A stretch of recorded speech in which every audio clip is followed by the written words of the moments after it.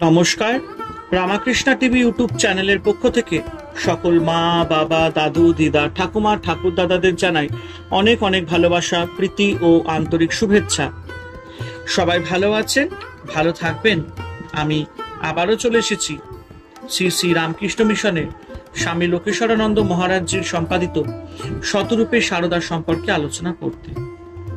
এবং আমরা আলোচনায় আছি শ্রীমা মনীষীবৃন্দের দৃষ্টিতে তৃতীয় পর্যায়ে শতবার্ষিকী ও তারপরে পর্বতে। এবং আজকে আমরা আলোচনা করব তৃতীয় ভাগ। এবং একটাই কথা বলবো, যারা যারা আমার আগে সারদা শতরূপে সারদা সম্পর্কে আলোচনাগুলি দেখা মিস করেছেন, অবশ্যই আপনারা আমার রামাকৃষ্ণা টিভি ইউটিউব চ্যানেলের প্লে লিস্টে যাবেন। সেখানে আপনারা শতরূপে সারদার প্লে লিস্টে গিয়ে আমার আগের ভিডিও বা এপিসোডগুলো দেখে নিতে পারবেন। তো চলুন আমরা আলোচনা শুরু করি। প্রখ্যাত সাংবাদিক হেমেন্দ্র প্রসাদ ঘোষ লিখেছেন যে শ্রীমা তার স্বামীর অধ্যাত্ম জীবনের সহায় ও সঙ্গিনী ছিলেন। স্বামীর মানুষ পুত্রদের জননী স্বরূপা ছিলেন। তিনি ছিলেন সেবার প্রতীক, স্নেহের উৎস, পবিত্রতার আদর্শ। এই সমস্ত গুণের সমন্বয় তার মধ্যে যে ব্যক্তিত্বের স্ফুরণ হয়েছিল, তাতে তিনি শুধু স্বামীর লীলা সহচারী প্রয়োজন সিদ্ধ করেননি, অগণিত ভক্ত তাপিত নরনারীর স্নেহ ও ভালোবাসার তৃষ্ণা তৃপ্ত করেছেন। তিনি মায়ের আসনে ভূষিতা হয়েছিলেন কেবল শ্রী রামকৃষ্ণের সহধর্মিণী হওয়ার জন্য নয়, নিজ হৃদয়ের মাতৃত্ব গুণের অধিকারে সেবা, স্নেহ, পবিত্রতা, মাতৃচরিত্রের বন্দনীয় গুণ, এই সমস্ত গুণেই তিনি আজ সকলের বরণীয়া। উড়িয়া লেখক ডক্টর মায়াধর মানসিংহ প্রায় অনুরূপ কথাই বলেছেন। তিনিও বলেছেন যে শ্রী মায়ের পরিচয় যা খ্যাতি শুধু শ্রী রামকৃষ্ণ জায়ারূপেই নয়, আপন মহিমা গুণে। বাইরের দিক থেকে দেখলে তাকে সামান্যদের মধ্যে অতি সামান্য মনে হতো, কিন্তু অন্তরের ঐশ্বর্য তিনি ছিলেন রাজরাজেশ্বরী। অন্তরের ঐশ্বর্য মহিমা প্রতিষ্ঠার জন্যই যেন তিনি সমস্ত বাহবরণ সংহরণ করে রেখেছিলেন। কিন্তু শ্রীমা নিজ জীবন দিয়ে দেখিয়ে গেছেন যে নারী মহিমা বিকাশের জন্য বিশ্ববিদ্যালয়ের উচ্চ ডিগ্রি, বসনভূষণ, পদগৌরব, আধিপত্য কিছুরই প্রয়োজন নেই। ডক্টর মানসিংহ শ্রীরামকৃষ্ণ শ্রীমায়ের ব্যাপক প্রভাবের আরেকটি উল্লেখযোগ্য কারণ নির্দেশ করেছেন। তার মতে এই দুজন বাংলা ও ভারতে পল্লী সংস্কৃতির ফলস্বরূপ, সেই জন্যই তাদের বাণীর এত প্রসার। দেশের নামটি এবং দেশের জীবন থেকে উদ্ভূত বলেই তাদের বাণী ও জীবন আমাদের এত টানে। শ্রী মায়ের জীবন ও আদর্শে এই দেশীয় সংস্কৃতি আপন মহিমায় বিকশিত হয়ে বিশ্ব মানুষকে স্পর্শ করেছে। অধ্যাপক রেজাউল করিম শিক্ষা ও মুসলিম নারী প্রবন্ধে বলেছেন যে শ্রী মায়ের মধ্যে যে নারীত্বের মহৎ বিকাশ ঘটেছিল, তার জন্য লেখাপড়া ও উচ্চ ডিগ্রি অত্যাবশ্যক নয়। তার মধ্যে মনুষ্যত্ব, ন্যায়, নীতি, সদাচরণ, বিনয়, নম্রতা, সেবা ও পরিচর্যার আদর্শ যেখানে নেই, সেখানে কেবল বিশ্ববিদ্যালয়ের ডিগ্রি কোনো মানুষকে শ্রেষ্ঠতা দিতে পারে না।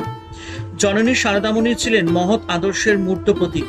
অধ্যাপক করিমের ধারণা, এই মহৎ আদর্শের ঐশ্বর্য গুণেই আজ শ্রীমা নারী সমাজের মধ্যে পূর্ণ মহিমায় বিরাজিতা। ডক্টর মানসিংহের মতো অধ্যাপক করিমও জানিয়েছেন যে নারীকে সম্মান ও মর্যাদার আসন লাভ করতে হলে এই সব আন্তর ঐশ্বর্যে মহিমান্বিতা হতে হবে। এই কালের নারী শিক্ষা ও নারী প্রগতির উত্তপ্ত আবহাওয়ায় আমরা উচ্চশিক্ষিতা কেতাদুরস্ত মহিলাদের দেখা হয়তো পাবো, কিন্তু অনেক ক্ষেত্রেই তারা অন্তরে দীনা, হৃদয় ক্ষীণা। শ্রী মায়ের জীবন থেকে তারা মনুষ্যত্ব তথা মহিমা অর্জনের শিক্ষা পেতে পারেন।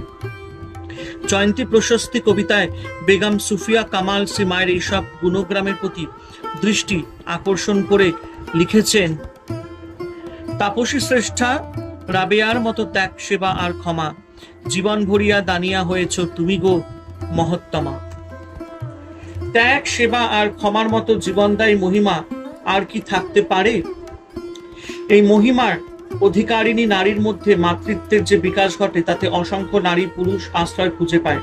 এই আশ্রয়কে স্মরণ করেই আরেকজন শ্রীমাকে ক্ষমার রূপা তপস্বিনী অভিধায় ভূষিত করে লিখেছেন, সকল সন্তান করে ক্ষমারূপা তুমি তপস্বিনী, ভারতীয় সমাজে নারী ধর্ম প্রবন্ধে ডক্টর সুধীর কুমার দাশগুপ্ত লিখেছেন, মানুষত্ব বা মনুষ্যত্ব নারী ও পুরুষ উভয়ের সাধারণ ধর্ম। আত্মাকে আশ্রয় করে যে ধর্ম প্রকাশ পায় তাই আমাদের ধ্রুব ধর্ম, অধ্যাত্ম ধর্ম। এই ধর্মে বিকাশে মনুষ্যত্বের শ্রেষ্ঠ পরিণাম। নারীর ক্ষেত্রে মনুষ্যত্ব, পাতিব্রত, মাতৃত্ব ও অধ্যাত্ম ধর্মের পরিপূর্ণ মিলনে সার্থক হয়।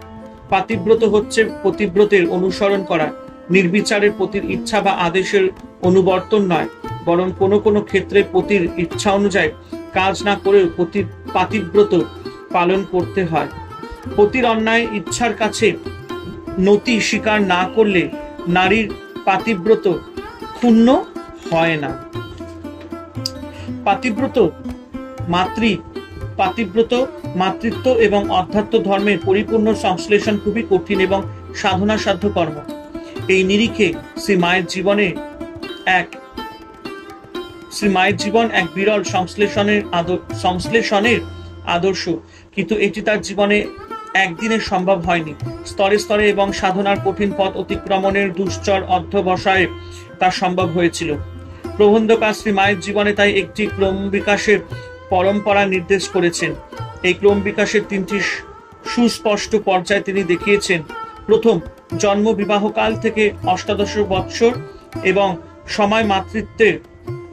এই সময় মাতৃত্বের কিছু পরিচয় পাওয়া গেলেও তার চরিত্রে আধ্যাত্মিকতার তেমন উল্লেখ বিকাশ দেখা যায়নি। দ্বিতীয়, তারপরে দক্ষিণেশ্বরে আগমন, ষোড়শী পূজার অনুষ্ঠানে শ্রী শ্রী ঠাকুরের সাধনার সমাপ্তি ও সারদা দেবীর গভীর তপস্যার আরম্ভ। এই সময় থেকেই 15 বছর অর্থাৎ শ্রীরামকৃষ্ণের দেহ রক্ষাকাল পর্যন্ত একই সঙ্গে তার পাতিব্রত ও অধ্যাত্ম সাধনা চলেছে। শিষ্য ভক্তগণকে নিয়ে মাতৃত্বের বিকাশ ঘটেছে। তৃতীয়, শ্রীরামকৃষ্ণের দেহত্যাগের পর 34 বছর অর্থাৎ নিজ লীলা সংবরণের কাল পর্যন্ত চলেছে অপূর্ব মাতৃধর্মের স্ফুরণ। তিনি তখন শ্রীরামকৃষ্ণ সঙ্গ জননী। এই পর্বে তার মাতৃধর্ম গুরুধর্ম এক হয়ে গিয়েছিল। শ্রীরামকৃষ্ণকে ইষ্টপথে সহায়তা করার অঙ্গীকারে তার যে নিষ্কাম পাতিব্রতের সূচনা, পতির অবর্তমানে তার আদর্শের দীপবর্তিকা বহন করে তিনি সংঘ জননীর ও অধ্যাত্ম গুরুর ভূমিকায় সেই পাতিব্রতের সঙ্গে মাতৃত্ব ও অধ্যাত্ম ধর্মের পরিপূর্ণ সমন্বয় ঘটিয়েছেন। একটি পুষ্পকোরক যেন ধীরে ধীরে উন্মিলিত হতে হতে এক প্রস্ফুটিত কুসুমের রূপ নিয়েছে, কিন্তু পরিণতি সহজে আয়ত্তে আসেনি। অনেকে মনে করেন স্বামীর কৃপাতেই তার সব সাধনা অনায়াসে সিদ্ধিতে পরিণত। এই ধারণা যে কত ভুল, ডক্টর দাশগুপ্ত শ্রী মায়ের জীবন সাধনায় এই ক্রমোত্তরণের স্তরগুলি নির্দেশ করে তা প্রতিপন্ন করেছেন। লেখক শ্রী মায়ের জীবন ও সাধনা পর্যালোচনায় একটি নতুন দিক চিহ্ন উন্মোচন করেছেন।